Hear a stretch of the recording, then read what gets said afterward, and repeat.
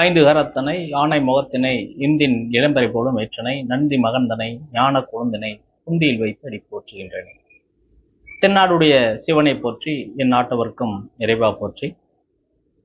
இந்த பதிவானது திதியை பற்றிய பதிவு.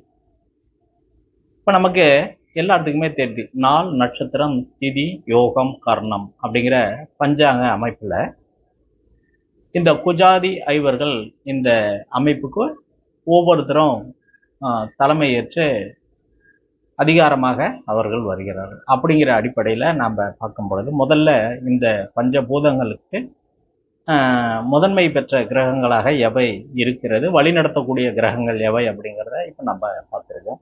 இப்போ நாள், நட்சத்திரம், திதி, யோகம், கர்ணம் அப்படிங்கிறது இந்த அஞ்சுக்கு முதல்ல நாளுக்கு ஒவ்வொருத்தர் பிறந்த நாளுக்கு அதிபதியாக செயல்படுத்தக்கூடியவர் அப்படின்னு யாருன்னு பார்த்தீங்கன்னா குரு பகவான்.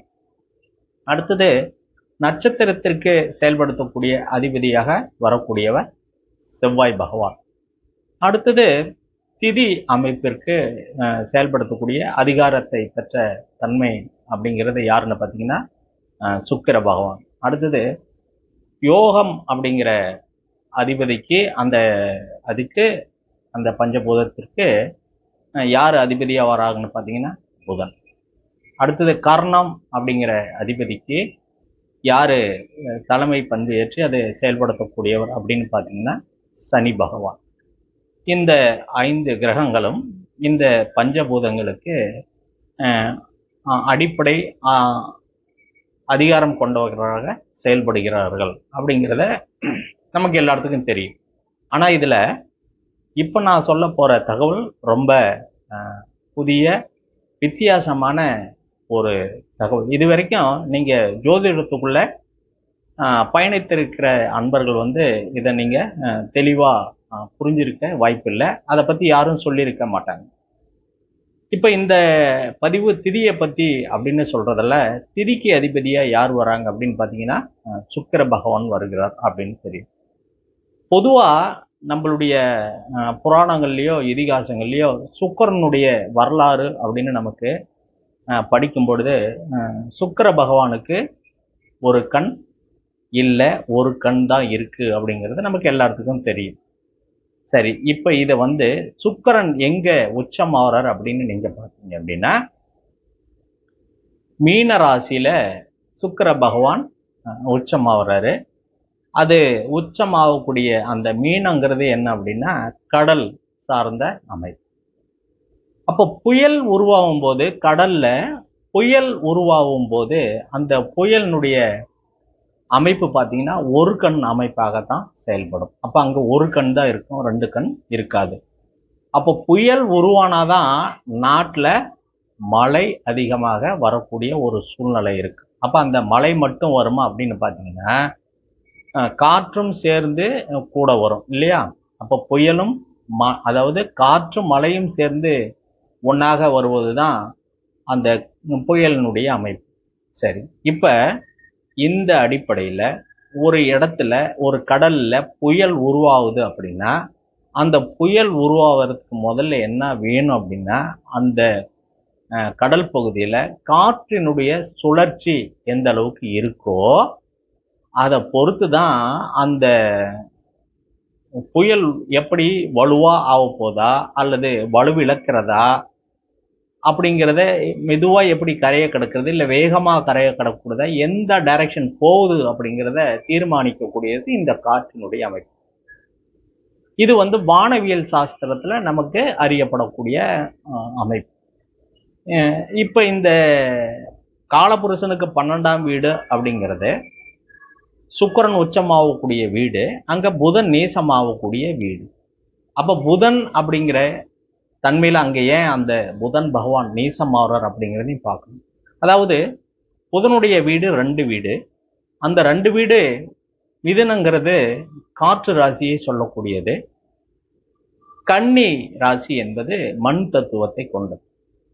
அப்போ இந்த 3ஆம் இடம், காலபுருஷனுக்கு 3ஆம் இடம் ஆசையை சொல்லக்கூடிய இடம், காலபுருஷனுக்கு 6ஆம் இடம் அதனால் வரக்கூடிய விளைவுகளை சொல்லக்கூடிய இடம். நீங்கள் ஒரு நல்ல செயலை செஞ்சீங்கன்னா அது சேவையாக இருக்கும், அது கெட்ட செயலாக மாறினா மற்றவங்களுக்கு தொந்தரவு தர மாதிரி நீங்க ஒரு செயலை செய்யணும், அது உங்களுக்கு கர்மாவாக மாறிவிடும். உங்களுடைய ஆசைகள் அங்கே வெற்றி பெறுவதற்கான வாய்ப்புகள் உருவாகாது. அதனாலதான் கன்னி அப்படிங்கிறது என்ன அப்படின்னா ஒரு பெண் அப்படின்னு வச்சுக்கலாம். அந்த பெண் அப்படிங்கிறது என்னன்னா திருமணமாகாத பெண் தான் கன்னி பெண். அப்ப அந்த கன்னி பெண்ணுக்கு ஆசை வந்ததுன்னா அந்த பெண் நீசமாகி விடுவார் என்பதை சொல்லக்கூடியது கன்னி. அதே சமயத்துல கன்னி அப்படிங்கிறது என்னன்னு பாத்தீங்கன்னா வயலும் நிலமும் நில சார்ந்த இடமும் சொல்லக்கூடியது தான் ஆறு நிலப்பகுதி எல்லாமே சேர்ந்த இடம் தான் கன்னி. அப்ப அந்த இடத்த நீங்க அந்த புயலினுடைய தாக்கம் அதிகமாக இங்க வந்துச்சு அப்படின்னா அங்க என்னன்னா இங்க சுக்கிரன் என்ன பொருளாதாரம் சேதமாகிவிடும். அப்ப இங்க சுக்கிரன் நீசம் அங்க உருவாகக்கூடிய, அப்ப மிதமான ஒரு தன்மை இருந்ததுன்னா வாழ்க்கையில அந்த கன்னி அந்த கன்னி ராசி புதனுடைய வீடு சமமாக இருக்கும். இல்லைன்னா அது நஷ்டத்தை சந்திக்கக்கூடியது, ஏமாற்றத்தை சந்திக்கக்கூடியது அமைப்புல இருந்துடும். அப்ப சுக்கிரன்கிறது புயலை உருவாக்கக்கூடியதுன்னு இப்ப நம்மளுக்கு தெரிஞ்சு போச்சு. அந்த புயல் உருவாக்குறதுக்கு என்ன அப்படின்னா காற்றினுடைய அதிகபட்சமான காற்றுகளை உள்விழத்து தான் அது அந்த கடல்ல ஒரு சுழற்சியை ஏற்படுத்துது. அப்போ ஒரு பாவம் திதி சூன்யம் ஆகுது அப்படின்னா அதற்கு 7ஆம் பாவம் ரொம்ப பலம் இழந்து போவோம். அதனுடைய ஆசைகளை தேவைகளை பூர்த்தி செய்ய முடியாத ஒரு அமைப்பு இருக்கு. ஒரு இடத்திற்கு திதி சூன்யத்தில் இருக்கு அப்படின்னா அதற்கு 7ஆம் இடத்துல இருக்கிற எனர்ஜியை பூரா இந்த இடம் எடுத்துக்கும். இப்போ ஒருத்தருக்கு லக்னம் திதி சூன்யமா இருக்கு அப்படின்னு ஒரு உதாரணத்துக்காக சொல்றேன். லக்னம் திதி சூன்யமா இருக்குது அப்படின்னா முதல்ல 7ஆம் இடம் அந்த பலவீனப்படும் அப்படிங்கிறது தான் சொல்லுது. அப்ப இவங்களுடைய தேவைகளையும் ஆசைகளையும் அவங்க போட்டு அந்த 7ஆம் இடத்தை இழுத்துக்கிட்டே இருப்பாங்க. அப்ப அந்த 7ஆம் இடத்தை இழுக்க இவங்களுக்கு என்ன ஆயிரும், 7ஆம் இடம் பலம் இழந்து போயிடும். அப்ப இந்த பலம் இழந்து 7ஆம் இடம் போறதுனால இந்த லக்னம் அப்படிங்கிறது என்னன்னா சுழற்சியிலே இருந்து எந்த செயலுக்கும் தேவைகளை பேலன்ஸ் பண்ண முடியாது. ஆசைகள் நிறைய இருந்து செலவுகளை பண்ணி கடைசீட்டில் அதை முழுசா தன்னுடைய அனுபவிக்க முடியாத ஒரு நிலையை கொண்டுகிட்டு போயிடும் அப்படிங்கிறதான் சொல்றோம். இப்போ ஒரு ஜாதகத்துல 4ஆம் இடம் திதி சூன்யமா அமைஞ்சிருச்சு அப்படின்னா கண்டிப்பா அதற்கு நேர் 7ஆம் இடம் தன்னுடைய பலத்தை இழக்கும். அப்ப தொழில் அவர் என்ன பண்ணுவார் அப்படின்னா பணத்தை கொண்டு போய் அதிகமா போட்டு என்ன பண்ணுவார்னா தன்னுடைய இல்லைன்னா உழைப்பு அதிகமா போடுவார். அப்ப சுகத்தை கெடுத்துரும். 4ஆம் இடங்கிறது சுகஸ்தானம், முதலீடு இதெல்லாம் 4ஆம் இடத்தை சொல்லக்கூடியது, தாய் உறவு சொல்லக்கூடியது, நம்மளும் அதாவது 4ஆம் இடம் மனநிலையை சொல்லக்கூடியது. இப்படிலாம் இருக்கும் பொழுது அப்ப அந்த எதிரி 7ஆம் இடம் திதி சூன்யமா இருந்ததுன்னா 4ஆம் இடம் பாதிக்கப்படும். அப்ப அல்லது 4ஆம் இடம் திதி சூன்யமா இருந்ததுன்னா கண்டிப்பா 10ஆம் இடம் பாதிக்கப்படும் அப்படின்னு சொல்லலாம். அப்ப ஒரு பாவத்தினுடைய திதி சூன்யமா இருக்கும்போது எதிர்பாவத்தினுடைய தன்மைகள் கண்டிப்பாக பாதிக்கப்படும் அப்படிங்கிறது தான். இது என்ன ஏன் பாதிக்கப்படுது அப்படின்னா அனுபவிப்பதில், அதாவது ஆசைகள் நிறைந்த ஒரு வாழ்க்கையில மனிதன் வாழும் பொழுது அந்த அந்த ஆசைக்காக என்ன செய்யறது அப்படின்னு ஒரு ஒரு சமமான ஒரு நிலையில அவனுக்கு முடிவெடுக்க முடியாது. அப்ப அது என்ன பண்ணும், இப்ப புயல் வரும்போது எப்படி வரும், முதல்ல காத்து வரும், அப்புறமா தான் மழை வரும். இப்ப என்ன பண்ணும்னா அங்க உள்ள இயற்கையை சீற்றமடைய செய்தது. அங்க வாழுகின்ற மக்களுக்கும் சரி, உயிரினங்களுக்கும், மரம் செடி கொடிகளுக்கு எல்லாருக்குமே அதிகமான ஒரு சேதத்தை ஏற்படுத்தும்.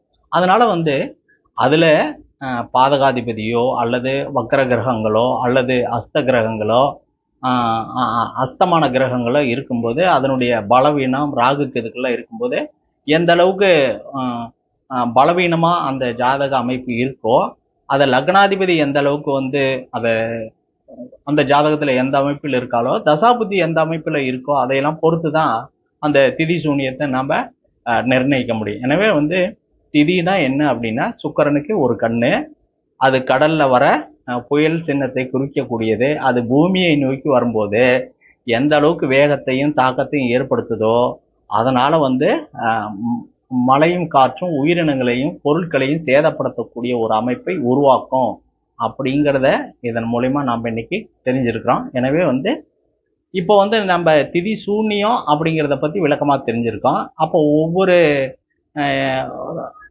ஜாதகத்திலையும் எந்த பாவம் திதி சூன்யம் ஆகுது, அதுக்கு எதிர்பாவம் என்ன அப்படிங்கிறத நம்ம அடுத்த பதிவில் டீட்டெயிலாக பார்ப்போம். ஏன்னா இது இந்த தகவல் உங்களுக்கு புதுசாக இருக்கும். அடுத்தது நான் சொல்ல போகிற ஒவ்வொரு தகவலும் உங்களுக்கு திதியை பற்றி சொல்லக்கூடிய தகவல்களும் உங்களுக்கு ரொம்ப வித்தியாசமாக இருக்கும். இது வரைக்கும் நீங்கள் கேள்விப்பட்டிராத படித்திராத ஒரு வானவியல் சாஸ்திரத்திலிருந்து எடுக்கக்கூடிய ஒரு அமைப்பிலிருந்து சொல்லப்படக்கூடியதாக இந்த திதியினுடைய அமைப்பு இருக்கும். அதே மாதிரி உங்களுக்கு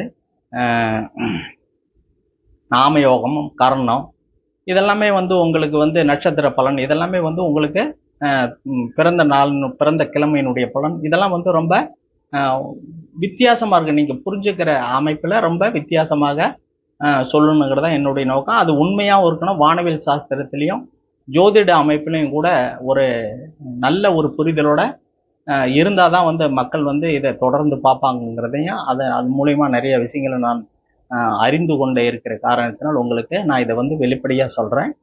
எனவே இந்த ஆன்லைன் அபிராமி சேனலை நீங்கள் சப்ஸ்கிரைப் செய்து கொண்டு மேலும் மேலும் எனக்கு ஒத்துழைப்பு தருமாறு அன்புடன் கேட்டுக்கொள்கிறேன். அடுத்த பதிவு உங்களுக்கு இந்த குரு பெயர்ச்சி பலன் நான் பிருகுநிதி நாடி வழியில் அந்த கடகத்தில் எந்தெந்த கிரகங்கள் இருக்கோ அதனுடைய அடிப்பில் இந்த குரு சேரும் பொழுது உங்களுக்கு எவ்விதமான பலனை தரும், நெருங்கும் போது எப்படி இருக்கும், அஸ்தமானம் போது எப்படி இருக்கும் அப்படிங்கிற பல்வேறு வகையில் பிருகுநந்தி நாடி அடிப்பில் அந்த பலனை விரைவாக நான் உங்களுக்கு கூற விரும்பி இருக்கிறேன்.